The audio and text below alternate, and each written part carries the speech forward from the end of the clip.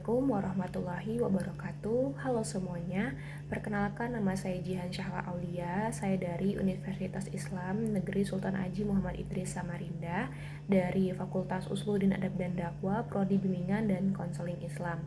Nah, di video saya kali ini saya akan membahas sedikit nih mengenai pemrosesan informasi dalam psikologi perkembangan.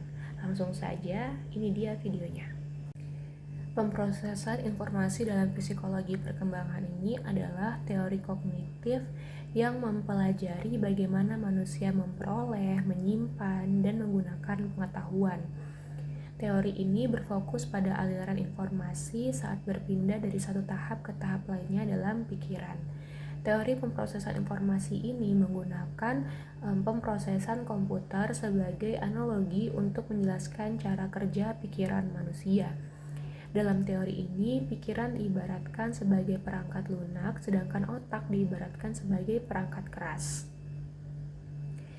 Teori pemrosesan informasi ini memiliki beberapa ciri, di antaranya yaitu menggabungkan unsur-unsur pengembangan kuantitatif dan kualitatif, habis itu menjelaskan bagaimana orang berfokus pada informasi dan memasukkannya ke dalam ingatan.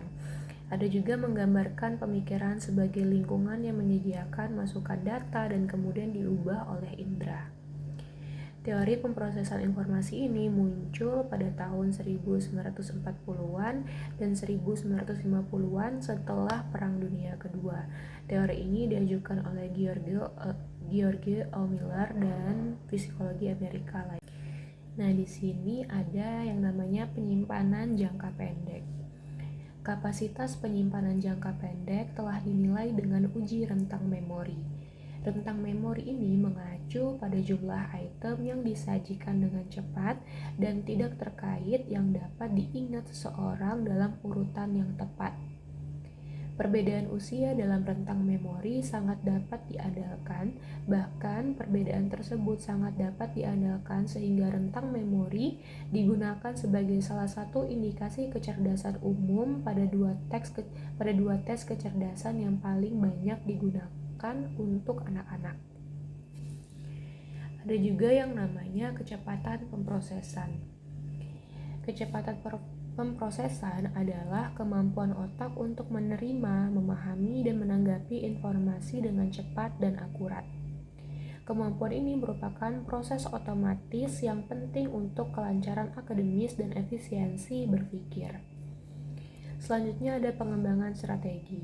Sebagian besar pemikiran sadar kita dipandu oleh strategi, dan bahkan anak-anak kecil dapat menemukan atau menciptakan strategi ketika mereka menghadapi masalah dalam kehidupan sehari-hari.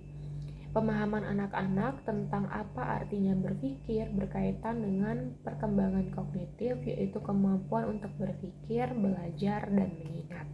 Di sini ada 4 tahap pemrosesan informasi. Yang pertama itu pengkodean. Pengkodean adalah proses menyerap informasi dari lingkungan dan memberikan makna padanya.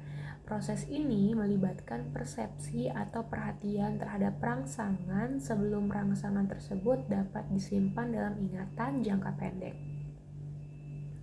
Selanjutnya ada penyimpanan.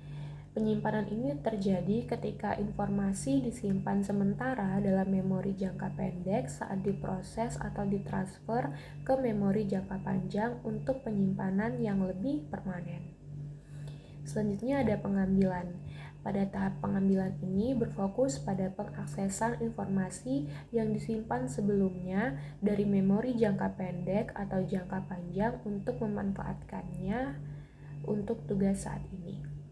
Selanjutnya yaitu tahap transformasi.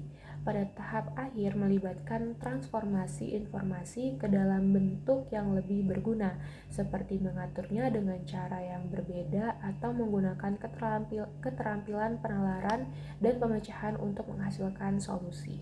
Mungkin itu tadi sedikit materi yang dapat saya sampaikan, kurang lebihnya saya mohon maaf. Wassalamualaikum warahmatullahi wabarakatuh.